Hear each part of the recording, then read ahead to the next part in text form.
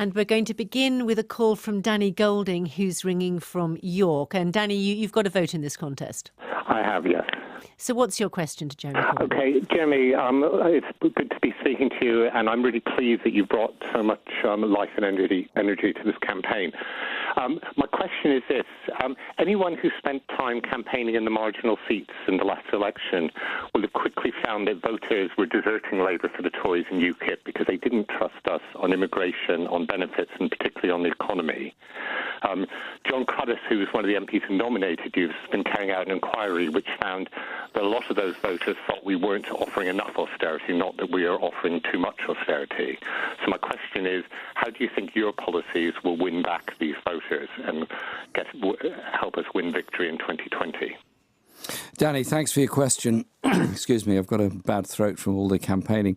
I spent some of the last election campaigning in marginals also, and I spent several days in Thanet campaigning there for our candidate, where Nigel Farage was trying to win the seat. And so obviously UKIP were a huge factor there. And it was very interesting that when one got to a discussion about education, about housing, about wage levels and jobs, a lot of people were very, very open to that. And I was making the point to them, as I make now, that austerity has brought about big cuts in public expenditure, has brought about considerable degrees of hardship for a lot of people, and that if we have a growing economy rather than an economy of cuts over the next 5 years, then we begin to be able to provide those services that are necessary for everybody else. Danny, do you think that message would be convincing to the marginal voters in York? Well, I think it could be, because... I just want to bring Danny back in for a second. Sorry, Danny, come on back. York's a very safe seat. That message will go down well here.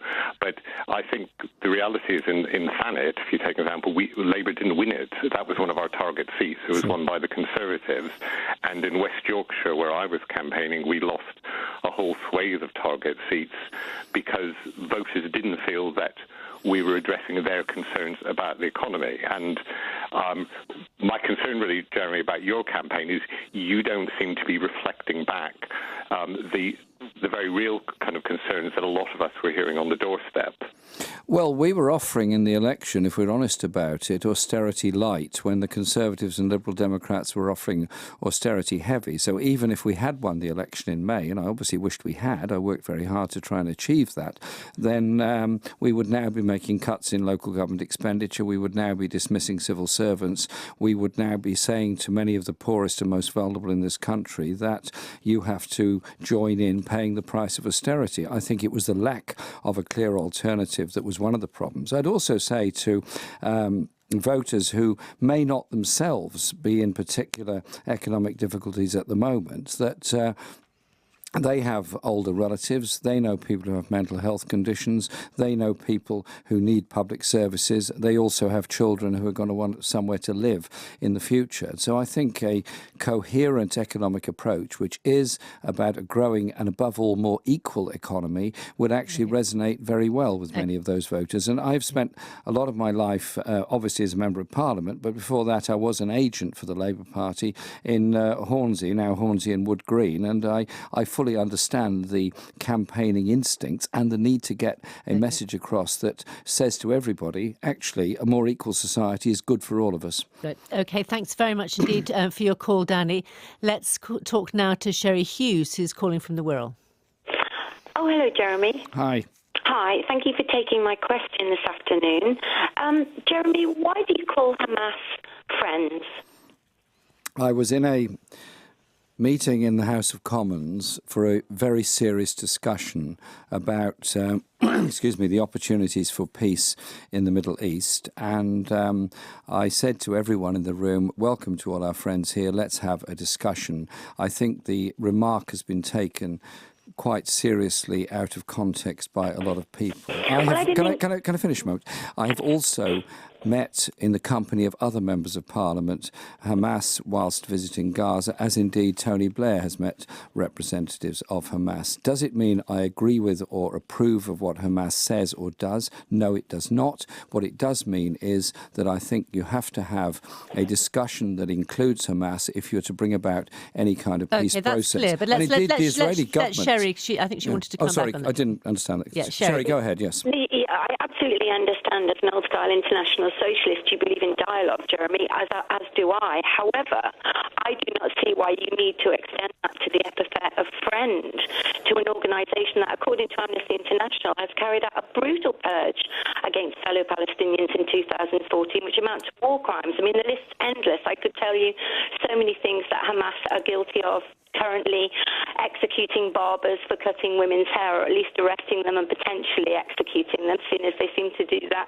to people they have in custody and then accuse them of being collaborators. So I wonder why you felt the need to actually call them friends. Okay, let's let Jeremy Corbyn answer that. I could quite happily discuss things with people without terming them friends. Okay. The war crimes investigation of 2014 is about the whole totality of Operation Protective Edge, and also includes the behaviour of the Israeli Air Force and Israeli Army in the assault on Gaza, in which 1,500 people died, and so that war crimes investigation. Before we get too much into the detail of all this, perhaps you could even address Sherry's main point, which is on the idea of calling them friends. Do you think that was a mistake? Is that something you'd like to withdraw? I used it as a diplomatic language in a meeting. I have met elected representatives of Hamas in Gaza in the company of members of Parliament from 60 members of Parliament, rather, from all across Europe during one delegation between Operation Cast Lead and Operation Protective Edge. Does it mean that I consider the policies of Hamas appropriate and ones that I agree with? Absolutely. Of course I don't. You know very well my views on the death penalty, my views on torture, my views on human rights issues. There are people who think that we can get a peace process by ignoring them. Sadly, that cannot be the case. And even the former head of Mossad is now saying it's time for Israel to have open discussions with Hamas. They've already had, how shall I put it, proximity talks, including Hamas in Cairo, which brought about the welcome ceasefire at the end of Operation Protective Edge. But I do want to move on, because we've got a lot of people who want to talk to you.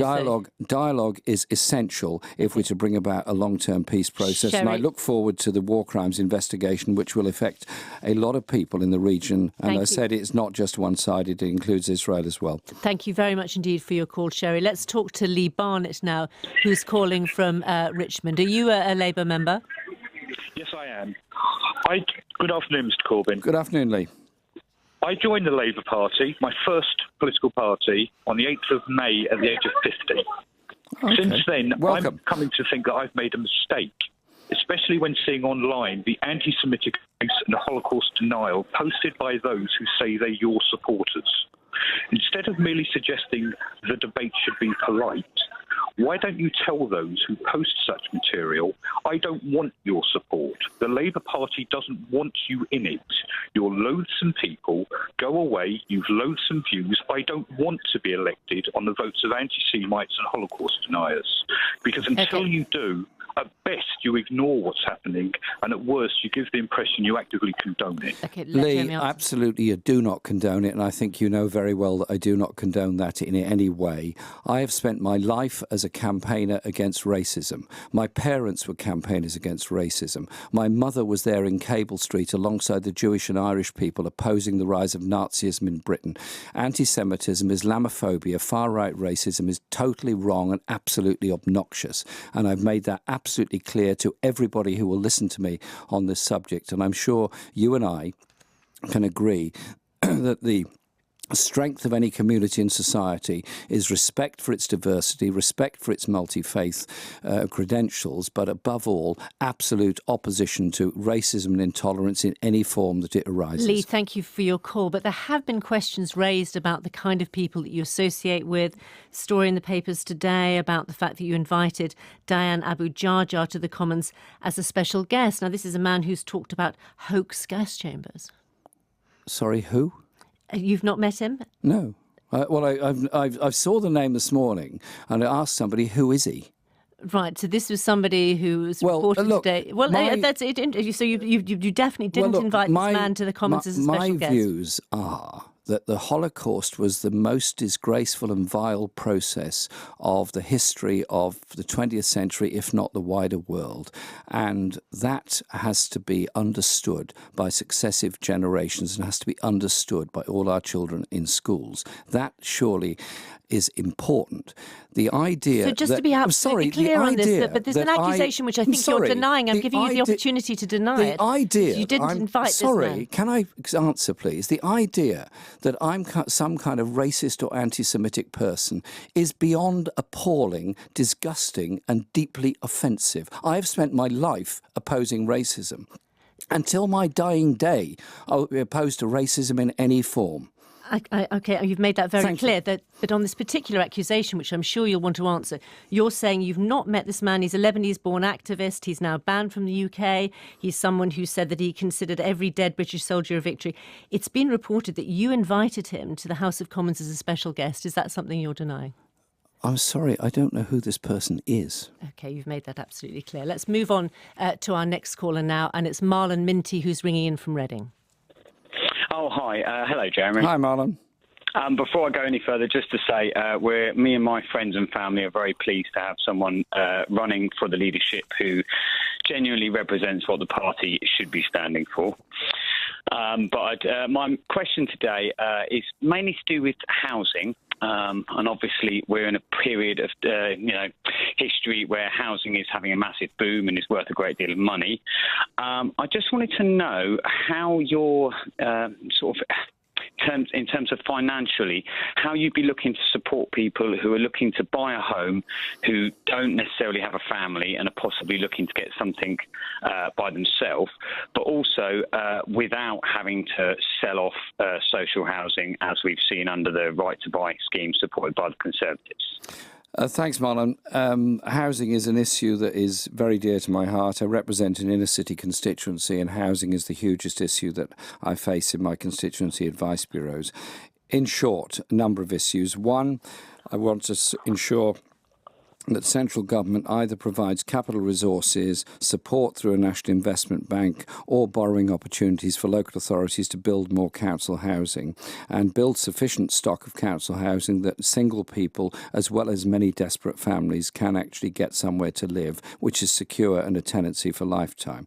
Secondly, that the private rented sector, which in some parts of Britain is now over a third of the entire community, has to be better regulated. There has to be longer-term tenancies. There has to be greater security of tenancy. There has to be an end to peremptory evictions. And I believe there has to be a limit on the rent levels that can be charged so it becomes affordable. Otherwise, we end up with effectively social cleansing of inner-city areas of Britain, and not just in London, but other parts of the country as well. Marlon, I also understand the importance of people having the opportunity of somewhere to buy. I'm not in favour of selling off council or housing association stock. That is necessary for people in desperate housing need. I am in favour of a state-supported mortgage scheme for first-time buyers, particularly for young people, including single people, because that is the fastest growing household dynamic across the whole of the UK. Okay. Thank you very much indeed for your call, Marlon. I want to move on to Neville Bann, who's calling from Liverpool. And I think in a related point about your economic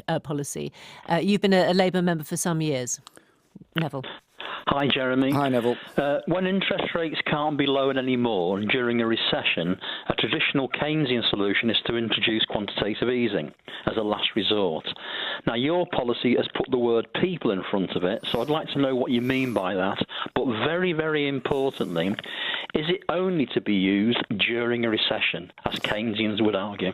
No, we've put $325 billion in quantitative easing into the banks, which is labelled a loan, but in reality it's a loan that I don't expect the Bank of England to collect from the banks that have had those sums of money.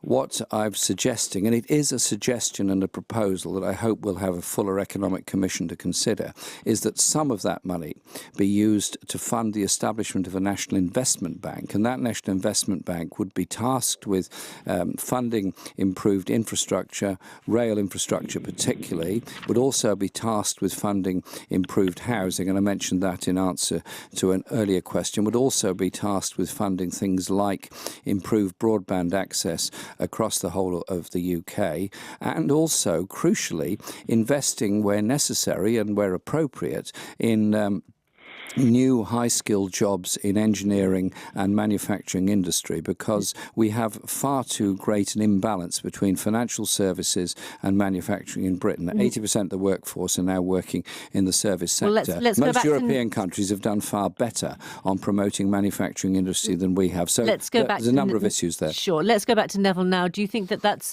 convincing? Do you want to see quantitative easing being... No, it's not, because the specific question I asked Jeremy was, do you use quantitative easing when there's a recession, as it is normally used? Your advisor, Richard Murphy, has, from what I can see, has said both, sometimes during a recession and sometimes not.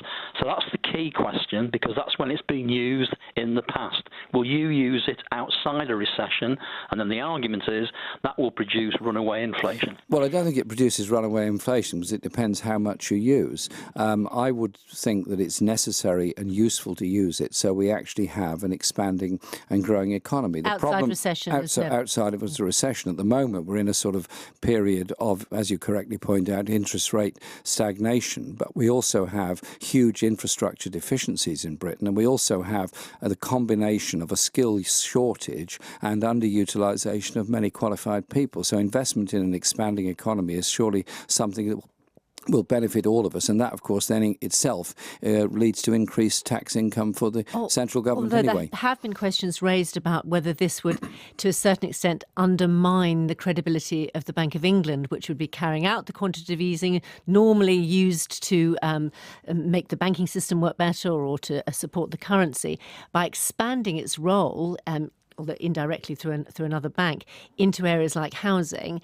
Could that cause a run on sterling? Is it such a bad thing if the Bank of England is tasked with doing that as well? Because we do have serious lack of investment problems in Britain, particularly housing and infrastructure I mentioned, but they're not the only ones. I would have thought tasking the Bank of England with that level of responsibility would actually be a good thing. And so the National Investment Bank would be something they would establish, and that would kickstart this whole process. OK, let's talk to Fiona Brown, who's calling from Tunbridge Wells in Kent. And you're someone else who's just rejoined the Labour Party this year. I have indeed. This was actually before I'd really heard much about Jeremy, way back in March, after an absence following Iraq. So I'm glad to be back. I'm more than happy to have listened to a lot of what Jeremy has to say via a young person that I met at the CLP. OK, we've not got too much time, so if I could press you to ask a question, that would be great. OK, there's lots of us oldies, not just young people.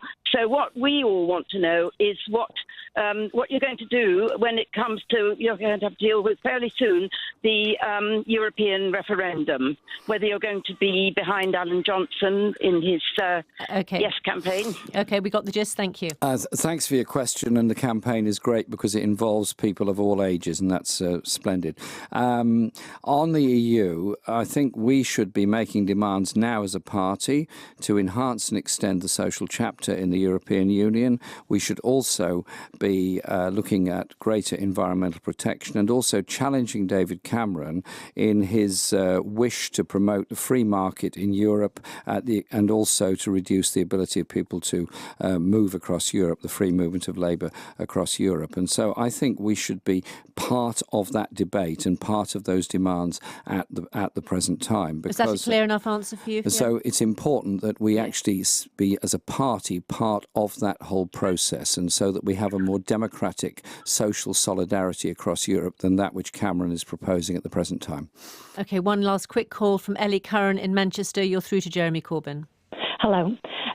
If you are elected leader and in a year or two there's strong evidence from local government elections, Labour Party door knocking and national polls that Labour's unlikely to win a majority at the next election under your leadership, would you stand down?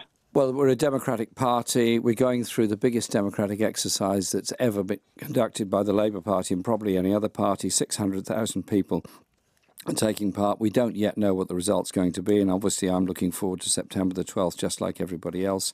And I want us to move might and main to actively oppose the Tories, the welfare reform bill, the budget and the trade union legislation they're putting forward.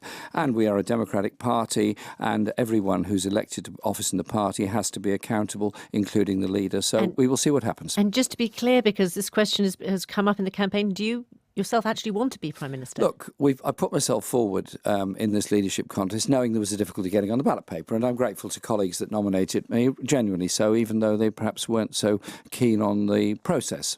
OK, sure. We're there. We're now in a very strong position. I'm enjoying this campaign. And do you want to be Prime Minister? Yes, hang on, finish. Let me finish, please. I wouldn't be doing this if I wasn't wanting and prepared to take on this position and the consequences that flow from it in the general election that follows after that. This is a process not just about individuals. It's about redemocratising our party so policy comes in future, my suggestion, from the grassroots rather than an all-seeing, all-knowing leader at the top.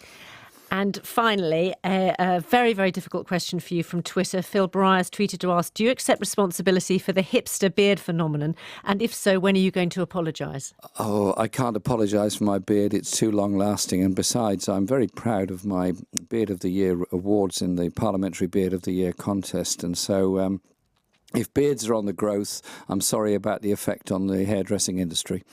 Jeremy Corbyn, many thanks indeed for joining us today.